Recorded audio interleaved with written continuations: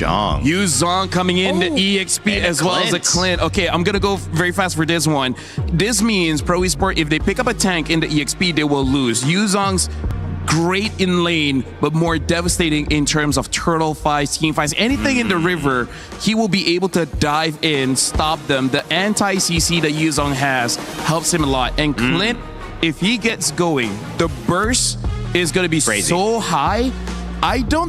There's a chance that Hirara won't be able to get into the iframes and just die instantly. Isn't this also just like one of the best ways to deal with the Eudora? You just fly around the Eudora and you don't care about the threat of getting stunned as long as you're still in your dragon form. So trying to stun me when I'm... Yeah. Although, honestly, that should have higher effect because Zhang's high in the sky. So lightning should be more effective. But True. You're actually closer. Yeah. Right? There's the Freya.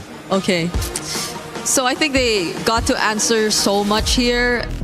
As we jump on into this match point for either side, and I gotta agree with the table here. It is a tough game to call as both compositions are distinct in what they want to do, but most importantly, it changes and fluctuates depending on the game state, and each one of these phases is going to be devastating for those who give first blood. Let's be honest, all three games have been a tough game to call. It has been a coin flip back and forth between these two teams.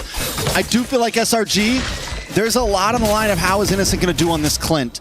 Yes, sometimes the Clint can be an amazing pick, but for me, I worry that there's just not enough of a box around him, and he could be an easy target for Pro Esports. I think he's going to be the main anchor of the team. He's going to be coming in the last person to show up. I think it's going to be Cram who has to somehow zone out Sa to keep him outside of that area, and the rest of the team need to figure out how to deal with Sorry I'm Felix, because let me tell you, that Vengeance is going to buy him like 3 seconds worth of time, and that could be like anywhere between 6 to 19 auto attacks. Very, very fair at that. Both teams, though, taking it slow here. Nobody going for the big invades. You do see Yums kind of checking out Orange Buff to at least figure out the pathing of Coily here, but nobody trying to overextend. It is game 3. It is a lot on the line right now. A lot on the line. I love the pull yourself together coming out from Sa. He understands.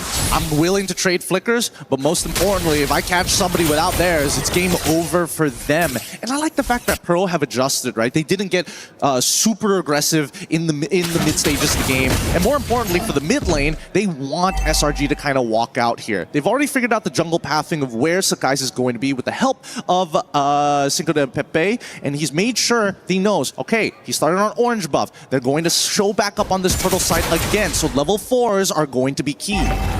Good poke from Innocent there. Is forced to use the Revitalize. The Rejuvenation.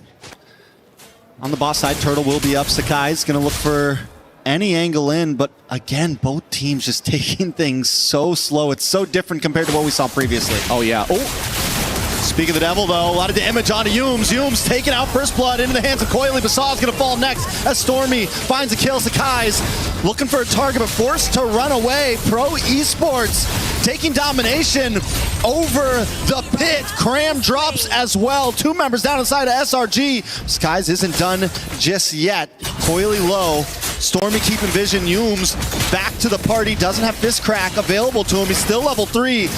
So we can't get a big playoff. Sorry, and Phoenix zoning them away as Pro Esports takes the first turtle. They tried to drag this out as long as possible, and really unfortunate for Cram, right? He finds the initial assist, but unfortunately he can't keep fighting forever when there's so much CC on the opposite side. Unlucky for Stormy, wasn't able to get steal the Wrath of the Dryads fast enough to buy him those precious few seconds to get a little bit more out of his Sha residue passive. In the meantime, though, this first turtle already in the hands of Pro, a very slight lead, but the lane states hasn't really changed too much. Maybe for Sorry I'm Felix, but for everybody else, it's pretty neutral. Sorry and Felix just consistently rotating up to this mid. We can already see the slight aggression. They smelled blood. They're looking for maybe a little something more here. Cram hanging out in lane. But I mean, that's kind of the plan, right? You wait until the objectives, and that's when you want to use that Black Dragon. To whereas when you're on this Freya, you want to move around a bit more. You have the ability to do that. Yeah, the lane states are so important, especially like manipulating these waves. Cram understands if he hard shoves this, there's a good chance that Sariam Felix, if he's there at the right time, he's able to kind of freeze him out and will always take a negative trade against him if he's next to his tower. Oh, Coily walks right into it. Danger has struck. Sakai's gets the kill. Beautiful and intelligent invade here. They knew for a fact he was going to show up, knowing that he started on the top side of the map. So this was all pre-planned by SRG, and also not to mention the fact that they've denied information. On the top side, nothing much is going to be happening here, right? Like, we're expecting both teams to get more aggressive, but I think the lane states are by far too important to disrupt. You know, you would think Pro has maybe learned the lesson a little bit. SRG has loved coming down to this bot lane. They love that tri-bush, but it looks like Pro loves Stormy. They're looking for the target. Sariam Felix needs one more hit. He finally gets it. Consistently finding moments to get an advantage. Every single time. And luckily for Sariam Felix, he's not wasting much. He's just going. He wants a whole priority, doesn't mind sacrificing. Oh! Nice fist crack. Doesn't fully commit, though. Knows he wasn't able to get more than one. That's a Black Dragon form. I think they just have to give this up unless Cram makes a super play where he petrifies 3. Cram is looking for it. Unable to connect, though. Sariam Felix connected himself. Will get knocked up, but it's just to make sure Cram can get away. Pro Esports moves on to the turtle as Sakai's points his eyes elsewhere. All right, that was expected here. It was going to be a no contest no matter what. Yuma's made an attempt, and unfortunately, that's going to be the signal to back away. But Sariam Felix is becoming a little bit of a problem. He's starting to take more control over his side of the map, making it more difficult for people like Sakai's to even take his regular camps. All right, so Pro Esports with good control over the rotations, good control over the map. Sariam Felix seems to be a step ahead of Cram. We saw this in game number 1, though. SRG just needed to wait for that mid state so they can start working together, start overpowering as a team. Right now, they're still playing a very split-up game. Do we think that moment's going to happen around the 7-8 minute mark when some of those second items start really locking in? I think it depends on who gets this upcoming turtle, right? If they can deny Sakai... Oh! A lot of damage onto Yumes. Saw able to get the kill. Sakai's wants to try to dash into the backside, but he's unable to connect. The stuns are just too much. The stiff arms are always there. Tempest Blaze comes down. Maybe a bad play. The re-engage is there. Coily locks in. Diving under the tower. Finding Innocent. Stormy just looking. Coily doesn't want to stop. No. They're so good at extending their leads, but it's still going to be flying clouds, right? They will be able to get back into their base, into the fountain, and immediately start heading back to where they need to be. They can respond fast, and Pro recognizes this, right? Luckily, we're seeing just how fast with the hand cams, how quick these people are playing. But let's look at this one more time, because again, it's really coming down to how hard can we punish Yumes. We take away the trigger man, and the rest of the weapon just doesn't fire anymore. Yeah, and Cinco de Pepe, PPPPP, whatever you want to call him, the guy has been on fire, always catching Yumes. And it's not just this game. We saw it before, even on the game that they lost. This Belleric has been a nuisance overall. It makes it so hard for SRG to want to engage. Yeah, and worse yet, now we're seeing the infection starting to bleed out from that EXP lane. Small camps getting taken away, and now they fight. A lot of damage onto Stormy. Stormy not able to get away. Sariam Felix with an Valkyrie descent, but in the back line, Sakai's trying to make up for the loss of his teammates, but he's unable to do anything in the face of Pro Esports. Cram falls next, and Pro Esports lead this game with 5,000 gold. It's nothing but Innocent left. They can't do anything about it. The peel is too good, and if SRG makes the first move, it's gonna be Pro who finishes it. As they take this T2, let's look at this fight one more time, because again, this is a terrible position for SRG. They want to have a traditional front to back. Innocent doesn't have as much mobility now that he's playing Clint, instead of having something as good as a Harith or even a Moskov, or more importantly, the Claude. Yeah, they keep getting disconnected. It's no longer a front to back. Is it a front and back? Because someone else is standing in between them. And at that point, once they're split up, Stormy gets taken out. Sakai's already committed to the backside, which means he's going to get taken out because he's got no backup from his team.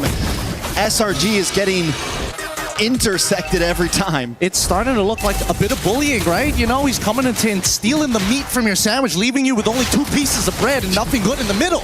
It's difficult, but it's not impossible. We need to start seeing the third item start to come on through. Unfortunately for Cram, not even the second item has been completed, so he hasn't been able to sustain as hard as he wants to. And there, the Wrath of the Dryads is out. This might be the signal.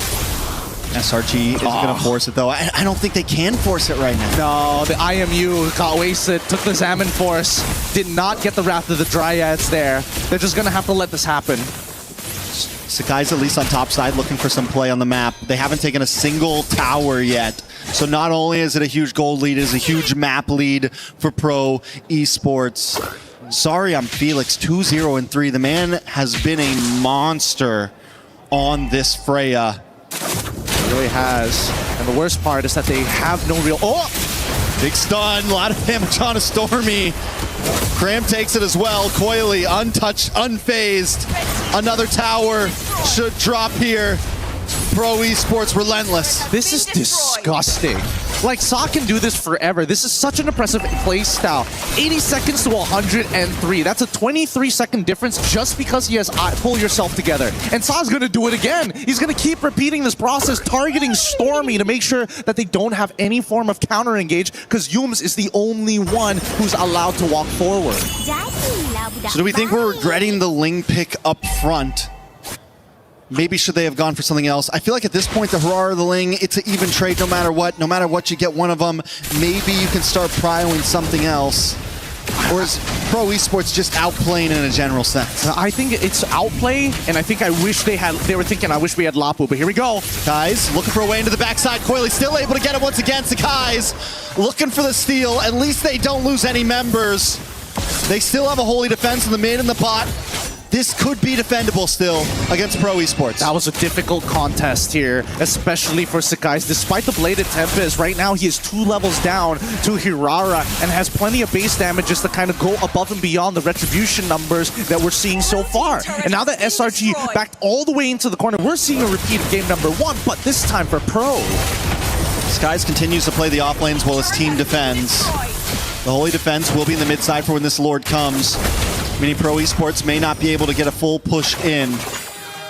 Cancel the recall. Is this the 1v1? He's got to cancel the recall. Ooh. There we go. That's it. That's what Coily has been doing all game. Oh, you're going to recall in a very dangerous spot. I'm going to waste another 5 seconds of your life. And these 5 seconds have been stacking up already.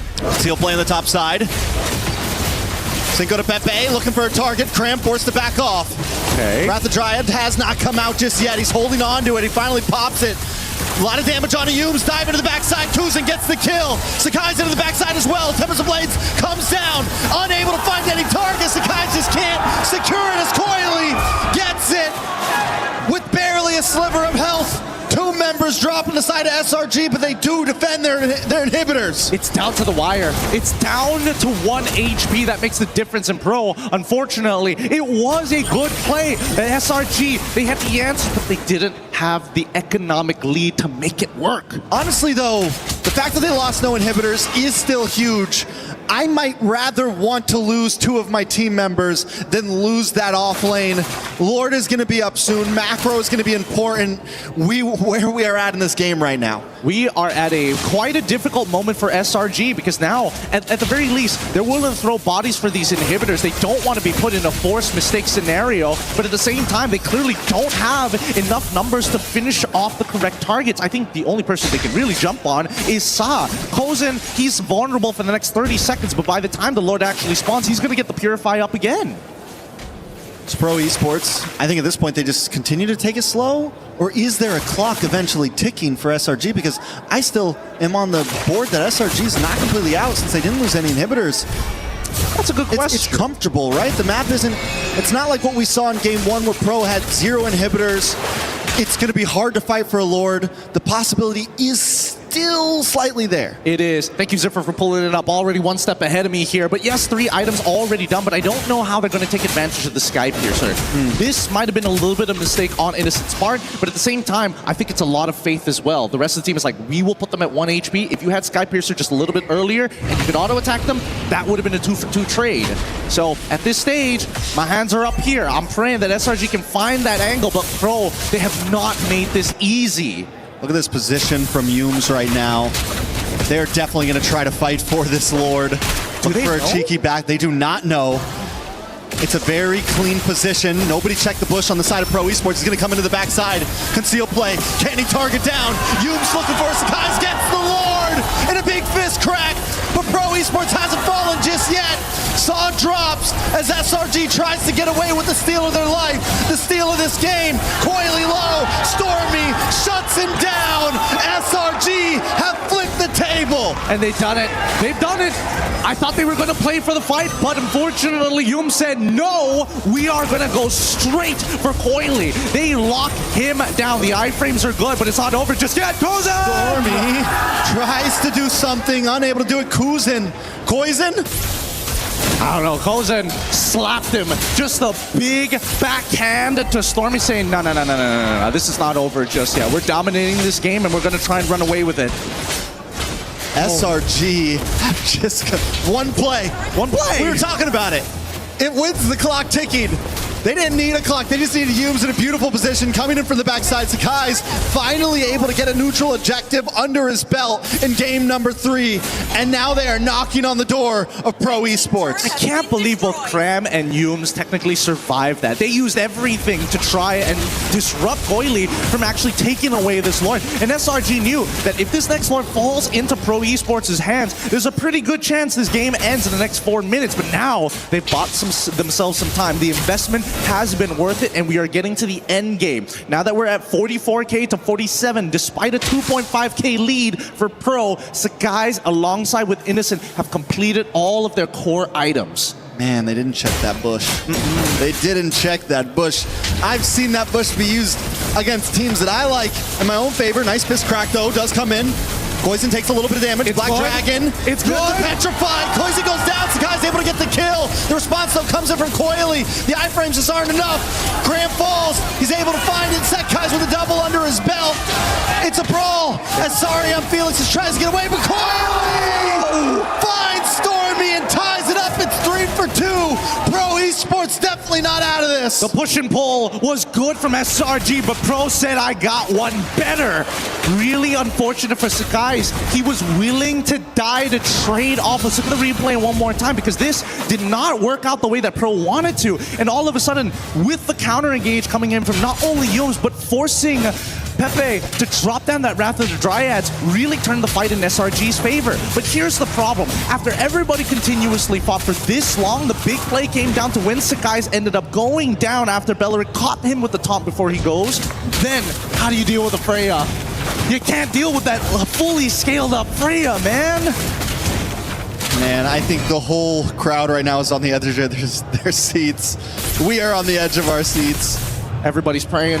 They're praying for their teams, hoping there's a God out there to give them some strength, because 7-15 so far, and Pro has not been able to put the final tombstone on SRG. And everyone still has inhibitors. Yeah. Meaning, honestly, this could go another Lord after this. If this is just a clean Lord take where nobody loses too much, this could still go a little bit farther. Pro Esports is going to start it up. Cram does have Black Dragon. We're going to wait for that one. Yumes as well with the fist crack. Here we go. Green dots everywhere. Sakai's into the backside. Wait a second. A lot of damage. Coily gets it once again. And the damage comes down onto Saw. Yumes trying to get away with his life as Cram holds the rest of the team back. Masarium Felix won't make it against Sakai's. Oh my goodness, Cram, despite everything that he actually tried, the dashes from Coily, he played it perfectly. Iframe to dodge, manages to slip past, and even then, it wasn't good enough. If they can hold on for just a little bit longer and protect an inhibitor, maybe there's an opportunity, but I don't think it's going to show right now. Here they come, because Kozen, he still has that Zaman Force. He does have the Zaman's Force. Pepe's low, though. Crash will come in. Zaman's Force drops. Cram taken out. Coily's going for more. Dashes in, does miss. Has to get out of the base. Taken out. Innocent with the shutdown. Into the backside. Sakai's falls. Koizen. The kid's on fire. He's on fire. Pepe managed to flicker out just in time before the ammunition was about to dome him.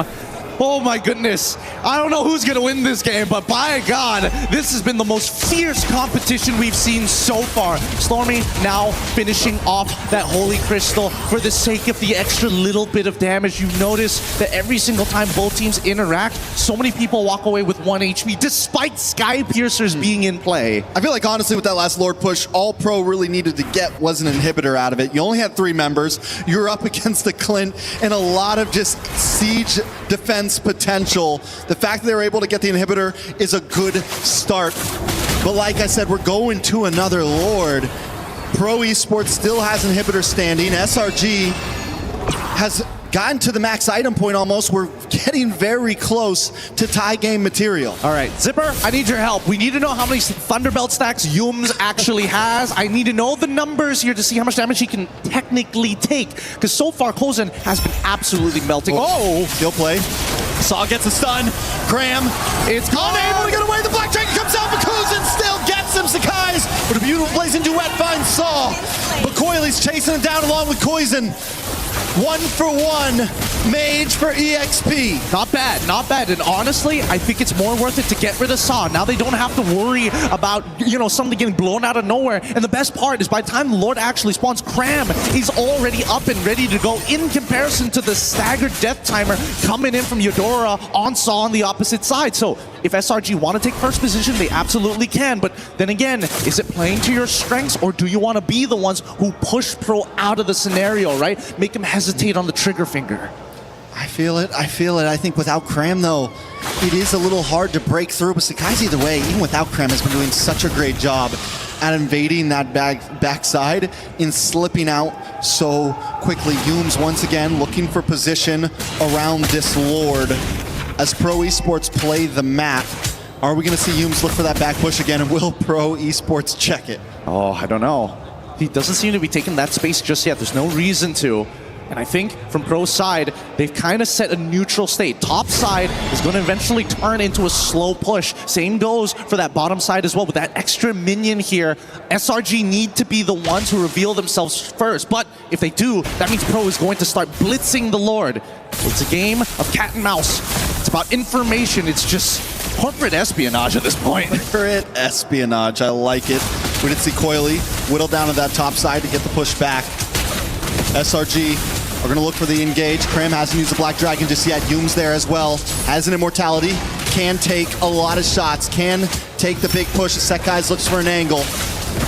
Pro Esports bring the Lord down to 10%. Sakai's hasn't made the engage just yet. He finally comes in, but Coily still gets it. Sorry, Felix backs off. Pro Esports got what they wanted. They're not going to force a fight. No, they're not going to go any further than this. This was a dangerous position to be in, but now we see the minions pushing into the way. Stormy will respond just in time. But this is where it gets really difficult because now we're talking about a Lord that also gives you damage reduction. Pro Esports just need to gather the troops and get ready to try and press their advantage into it, which is great for Innocent. But the question is whether or not that damage reduction is going to be more than the true damage Innocent can pump out. It's a lot of damage from Innocent, I will be honest. Pro Esports are going to take this bottom lane, though. It's going to be a double push from both sides. Sakai's cleared the top. Going to be a little bit helpful, but he's got to get back to the base quickly. Oh, Innocent, he's running out of ult charges here. He's still... Oh! A lot of damage onto the bot. A lot of damage onto Cram. Cram may be able to get away from this. Black Dragon comes out looking for the re-engage. Masarian Felix still stops him. Sakai's going up against Kuzin, but Kuzin always seems to win out. Lord finally does get taken out, but Innocent is collecting heads right now. Headshot after headshot. Nobody can get away with